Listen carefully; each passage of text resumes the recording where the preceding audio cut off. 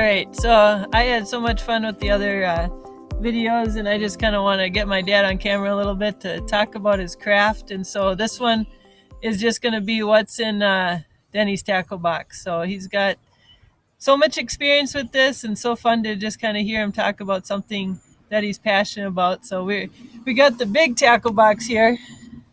We probably this was fun for me when I was little, just playing with everything, and it's fun to watch my kids right now kind of going in and just kind of playing with all this stuff. But there's just tons of different stuff, so I'm going to let him just kind of take it away and maybe talk about a few different things he uses, and maybe if you got a tackle box laying around, you can you have some of these lures and you're like, what the heck do you use for that? So just a little bit, what is in Denny's tackle box? So what do you got?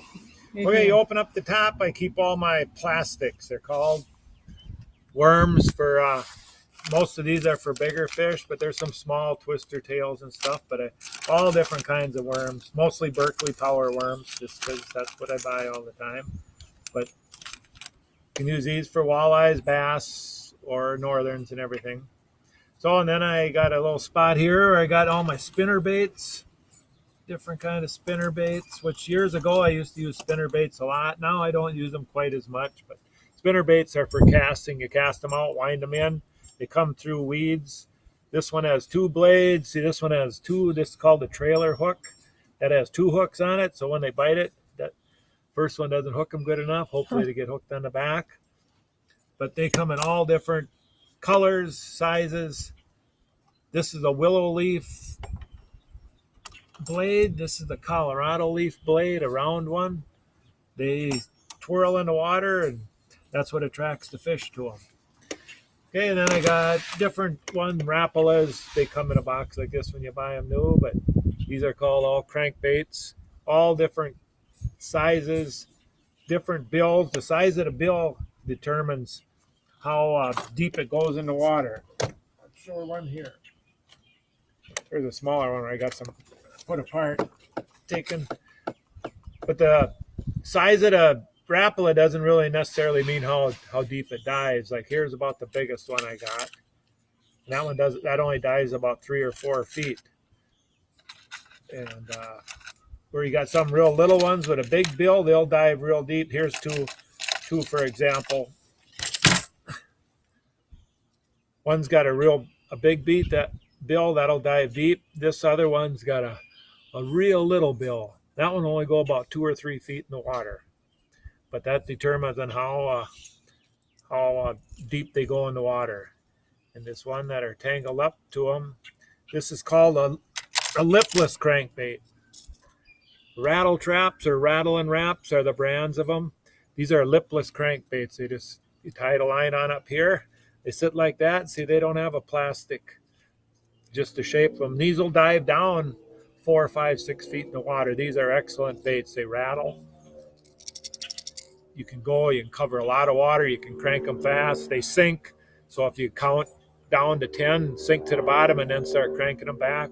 You can do that if you're in where you don't have weeds or yucky stuff on the bottom, like in rocks or something. But these are lipless crankbait. I'd say that's the one I see you use the most if you're using those type of baits, right? Yep. Yeah. These you can lift your rod up in the air and keep them up higher in the water so they don't sink as fast. Stick your rod tip down in the water, and you can make them crank deeper.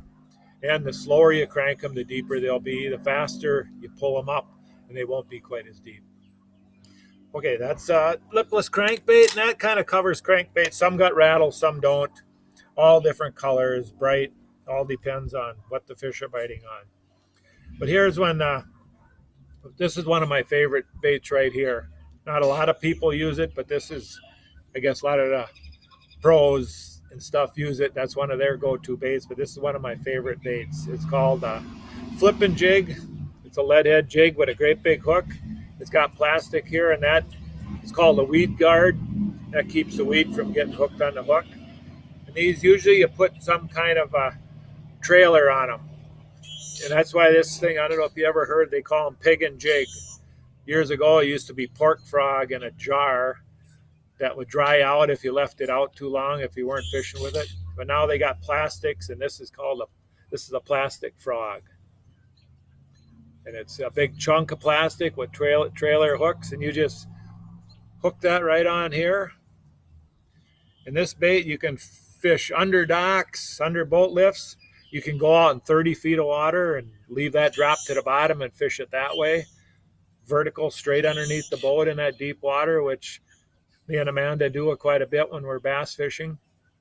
And or you can throw this in real shallow water and wind it real fast and it'll twirl, skim across the surface or just under the surface. That's the way to do it. You can use this for any depth of water, anything, and it's pretty weedless.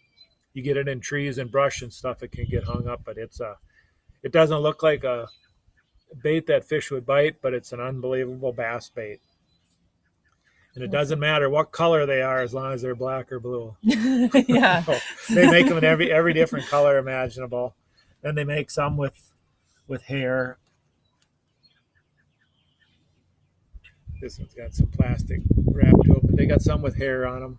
But I like the plastic skirts. I don't think I've ever seen them use anything different. Different sizes. This one, you see those little things on it? They got rattles in there. It's the same kind of jig, only it's got little rattles. Rattles is a big thing in murky water.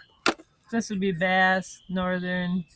Yep, bass, northerns. Northerns, usually you don't use these with a leader or a snap. You tie them right to your line. So northerns bite them off a lot. One gulp of a northern with teeth, and it's gone. They bites your line off, but you can catch a lot of northerns on them too. About $4 usually. Yeah, somewhere around between $2 and $4. They're expensive for what they are. They're really not much there, but for some reason they're expensive. Okay, Awesome. and these are all my ones that after the skirts are all gone, that's what they look like. Fish, you get too many fish on them, the skirts are gone. That's what they look like after that. Do you use them or you just keep them for trophies? Actually, I keep them. I got to show one thing that not too many probably know about. Is if you ever heard of wacky worms.